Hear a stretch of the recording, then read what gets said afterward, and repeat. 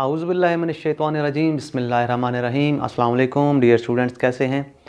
इंशाल्लाह बिल्कुल ठीक होंगे। आप देख रहे हैं अपना YouTube channel learn with Mudassar Abbas. और आज जैसा कि आप जानते हैं हम 10th क्लास की फ़िज़िक्स को डिस्कस कर रहे हैं और उसके न्यूमेरिकल्स सॉल्व कर रहे हैं। चैप्टर नंबर 10 जो कि पहला चैप्टर बनता है उसका आज हम सॉल्व करेंगे न्यूमेरिकल नंबर 10.3। 10.3 की स्टेटमेंट मैं आपको पढ़ के बताता हूँ, लेकिन उससे पहले एक चीज़ आपको बताता हूँ कि हमने पिछली वीडियोस में 2-3 वीडियोस पहले एक छोटा सा क्वेश्चन पूछा था, मैथमेटिकल क्वेश्चन, और हमने वादा किया था कि अगर उसका आंसर कोई सही स्टूडेंट हमें बताएगा तो हम उसका नाम भी शो करेंगे, उसके स्कूल का नाम, और उसके जो कमेंट है उसको पिन भी करेंगे। तो अभी थोड़ी ही देर में मैं आज हमारी एक स्टूडेंट हैं उनका नाम भी आपको बताता हूँ कि उन्होंने आंसर क्या किया है, वो आंसर भी एक्सप्लेन करता हूँ, थोड़ी देर में आपको बताता हूँ। चलते हैं अपने न्यूमेरिकल की तरफ। न्यूमेरिकल 10.3 स्टेटमेंट इसकी क्या है जी? उर्दू मीडियम स्टूडेंट्स के लिए मैं इसको उर्दू में भी एक्सप्लेन करूँगा। Find the periods of a simple pendulum of 1 metre placed on earth and on moon. कि हमारे पास एक सिंपल पेंडुलम है जो कि 1 मीटर लेंथ का है, यानी उसका जो स्ट्रिंग है, उसका जो धागा है, उसकी लेंथ 1 मीटर है। हमने उसके टाइम पीरियड्स मालूम करने, यानी 2 पीरियड मालूम करने हैं। 2 क्यों करने? क्योंकि हमने उसको 2 जगह पे प्लेस करना है। अगर वो अर्थ के ऊपर है तो उसका टाइम पीरियड क्या होगा, और अगर वो चांद के ऊपर है यानी मून के ऊपर है तो उसका टाइम पीरियड क्या होगा। The value of ji on moon is 1/6 of its value on the earth. जो जी की वैल्यू है मून के लिए वो अर्थ के मुकाबले में 6 गुना कम होती है, यानी 1/6 होती है। जो gravitational acceleration of the moon है वो है 10 मीटर पर सेकेंड स्क्वायर। इस पूरे क्वेश्चन में से हम सबसे पहले अपना डाटा निकालेंगे। डाटा क्या है जी? हमारे पास लेंथ दी गई है, हमें 1 मीटर है सिंपल पेंडुलम की। हमने मालूम क्या करना है? 2 चीज़ें, टाइम पीरियड ऑन अर्थ यानी टी, और टाइम पीरियड ऑन मून यानी टी एम। एम से मुराद यहाँ पे मून होगा। जो gravitational acceleration of the moon है जी एम, वो जी ई बाई 6 है, यानी जी ई की वैल्यू 10 है तो 10 डिवाइडेड बाई 6 जो कि बनेगा 1.66 मीटर पर सेकेंड स्क्वायर। पहले भी हम ये करते रहते हैं।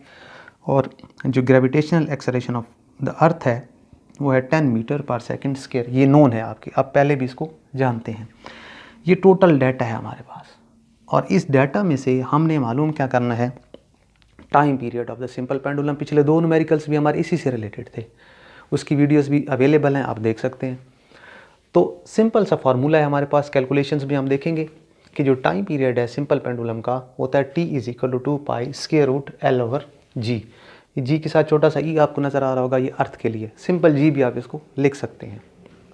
जस्ट आपने वैल्यूज पुट करनी है 2, और ये पाई की वैल्यू 22/7 होता है। हम इसको डिवाइड करें, अगर 22/7 कॉन्स्टेंट है तो आता है 3.14।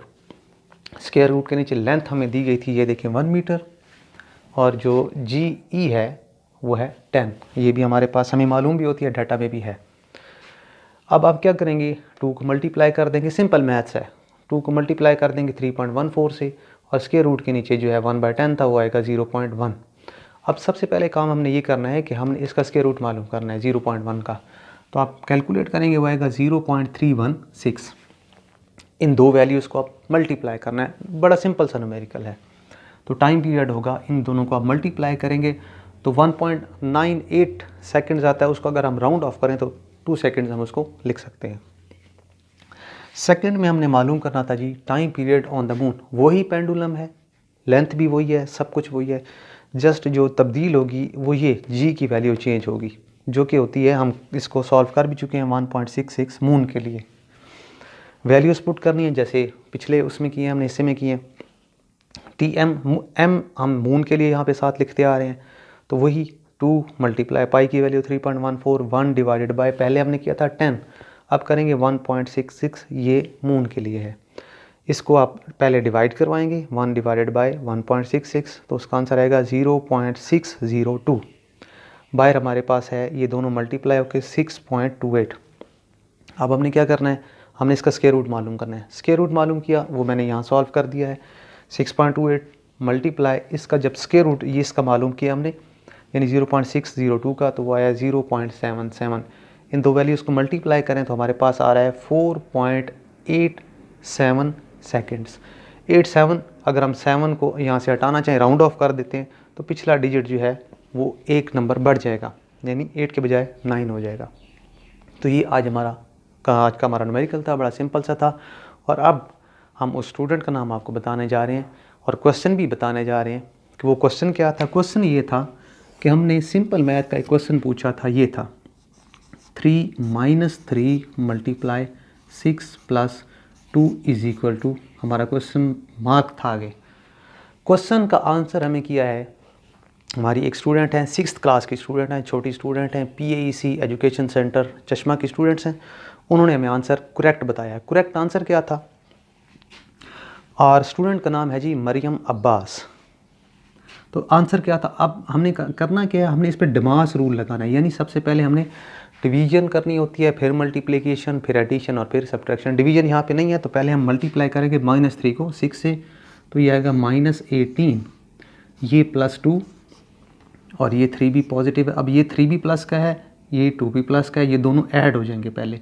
तो 5 - 18, 5 में से 18, आप वैसे तो माइनस नहीं कर सकते लेकिन 18 में से 5 निकाल देंगे तो आंसर था जी -13।